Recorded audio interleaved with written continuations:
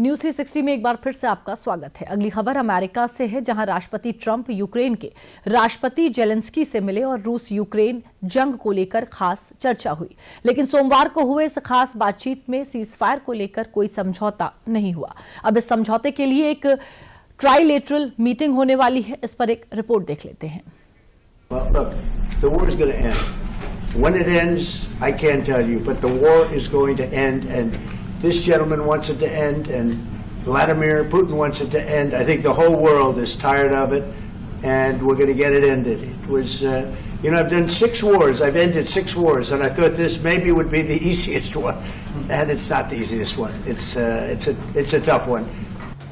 सोमवार को वाशिंगटन के व्हाइट हाउस में सजी ये सबसे बड़ी डिप्लोमेटिक टेबल, जहां चारों तरफ यूरोप के ताकतवर नेता, बीच में दुनिया के सबसे ताकतवर इंसान और दूसरी तरफ जंग के मोर्चे से आए यूक्रेन के कमांडर इन चीफ राष्ट्रपति जेलेंस्की। ये तस्वीरें उम्मीदों की थी, लेकिन तस्वीरों के पीछे छिपी हकीकत कुछ और ही बयां करने लगी।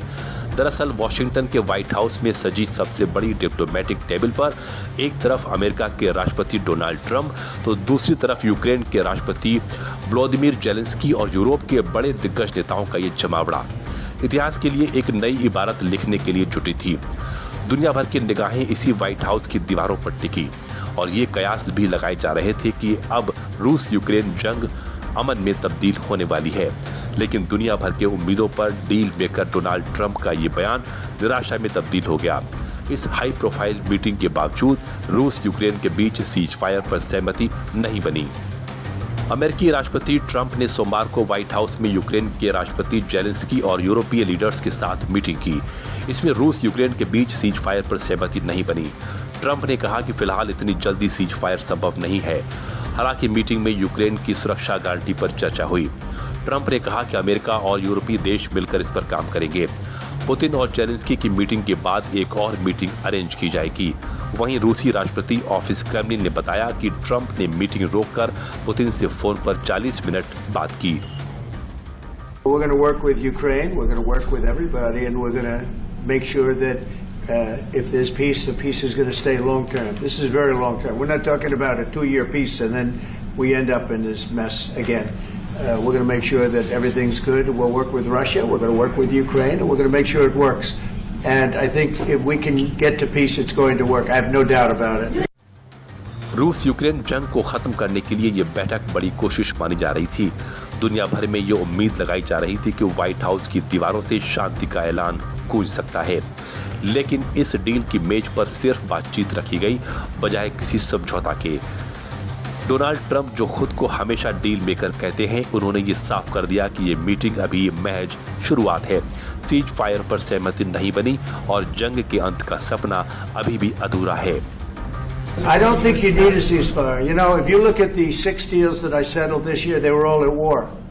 I didn't do any ceasefires.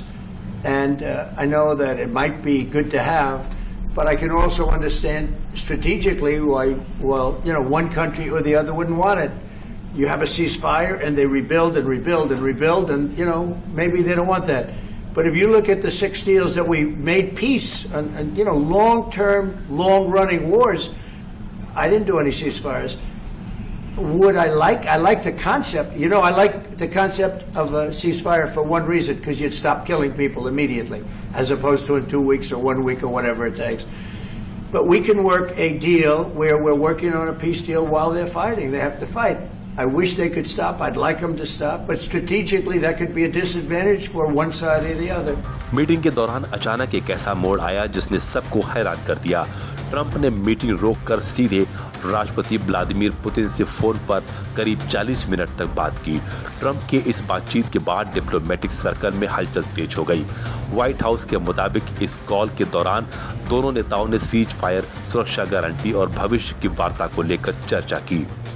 You just met a little while ago, and we're going to try and get a 3-party meeting, maybe as soon as we can. And I have a feeling you and President Putin are going to work something out. Ultimately, this is a decision that can only be made by President Zelensky and by the people of Ukraine working also together in agreement with President Putin. रूस Ukraine जंग में लोग सालों से संघर्ष कर रहे हैं। दोनों तरफ लाखों लोग बेघर हो चुके हैं और हजारों सैनिक मारे गए। रूस लगातार कहता रहा है कि वो तब तक नहीं रुकेगा जब तक उसके रणनीतिक हित सुरक्षित नहीं हो जाते। तो वहीं यूक्रेन नाटो और पश्चिमी देशों की सुरक्षा गारंटी के बिना किसी समझौते को तैयार नहीं है। यही वजह है कि सीज फायर पर सहमति नहीं बन पा रही है। पुतिन चाहते हैं कि यूक्रेन नाटो से दूरी बनाए, जबकि जेलेंस्की इसे अपनी संप्रभुता के खिलाफ मानते हैं। ऐसे में ट्रंप का ये दखल कूटनीतिक तौर पर काफी अहम है, लेकिन क्या वह इस गतिरोध को तोड़ पाएंगे, ये सवाल अब भी कायम है। No, we don't have any date. We don't have any date. We just conformed after this productive meeting with President and then with all our colleagues, with the partners, we confirmed that we are ready for trilateral meeting.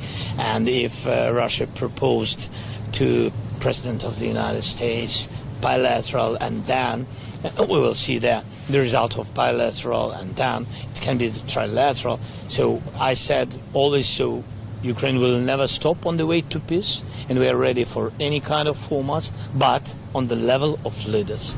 इस high profile meeting के दौरान Trump ने साफ कहा कि अभी deal होना बाकी है और इसके लिए जल्द ही एक मीटिंग होने जा रही है, जिसमें पुतिन और जेलेंस्की एक ही टेबल पर आमने सामने बैठेंगे। यह मीटिंग यूरोप के किसी भी देश में हो सकती है, जिसकी तैयारी की जा रही है। अमेरिका की इस पहल पर यूरोप का भी पूरा समर्थन मिल रहा है। An important day, a new phase. After 3 years and a half that we didn't see any kind of sign from the Russian side that there was a willing for dialogue. So something is changing, something has changed, thanks to you. Thanks also to the stalling in the battlefield, which was achieved with the bravery of Ukrainians and with the unity that we all provided to Ukraine.